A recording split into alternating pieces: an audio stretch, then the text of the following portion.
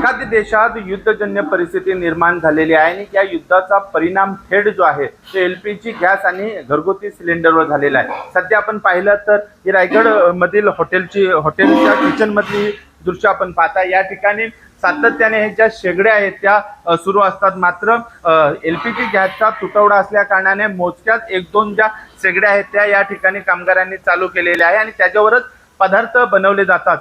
पुढच्या 2-3 दिवस पर्यंत जे एलपीजी गॅसचा साठा आहे तो पूर्ण एवढा मुबलक साठा या हॉटेल मालकांकडे आहे आणि त्यामुळे काही प्रमाणात हॉटेल जे आहेत ते बंद होण्याच्या मार्गावर आहेत आणि त्यामुळे हॉटेल मालक जे आहेत ते चिंतेत सापडलेले आहेत। आपल्यासोबत या हॉटेलचे हॉटेल मालक आहेत। एकंदरीत आपण पाहिला तर युद्धजन्य परिस्थिती निर्माण चालू झालेली आहे। कशा पद्धतीने आता सध्या तरी हॉटेलची परिस्थिती आहे? आता सध्या हॉटेलची आता तुम्हाला सांगतो, माझ्याकडे 2 हॉटेल माझे आहेत, त्याच्यामध्ये 80 कामगार माझ्याकडे काम करतात। त्याच्यामध्ये आज माझ्याकडे शॉर्टेज एवढी आहे की म्हणजे सिलेंडर आज पुरेल एवढे माझ्याकडे सिलेंडर बाकी आहेत आणि उद्यापासून मला कदाचित बंद करण्याची शक्यता आहे।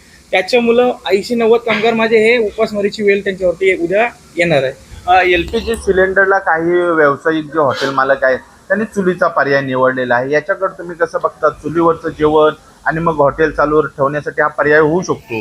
पूर्वीच्या काळामध्ये एक खानावळ असायची, खानावळीमध्ये 1-2 प्रकारचे पदार्थ जे बनले जायचे त्याच्यासाठी हे चुलीचा प्रकार होता।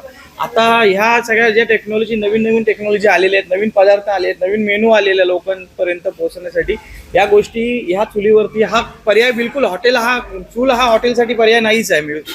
मग हे हॉटेल सातत्याने चालू राहिली पाहिजे, असणाऱ्या कामगारांना रोजगार पण चालू राहिला पाहिजे, यासाठी सरकारने काय प्रयत्न केला पाहिजे? सरकारने पूर्णपणे प्रयत्न केला पाहिजे की कमर्शियल सिलेंडर हॉटेलपर्यंत पोहोचले पाहिजे। आपण पाहिलं तर जे कमर्शियल सिलेंडर आहेत ते हॉटेलपर्यंत पोहोचलं पाहिजे। सरकारने अशा पद्धतीचं नियोजन केलं पाहिजे, अशी हॉटेल मालकांची जी आहे ती विनंती आहे सरकारला। आणि एकंदरीत पाहायला गेलो तर ज्या पद्धतीने एलपीजी सिलेंडरचा तुटवडा जाणवतोय त्यामुळे हॉटेल बंद होतील तर होतीलच, त्याबरोबर त्या ठिकाणी काम करणाऱ्या कामगारांवर देखील उपासमारीची वेळ जी आहे ती येऊ शकते। अजेश नाडकर, जय महाराष्ट्र न्यूज, रायगड।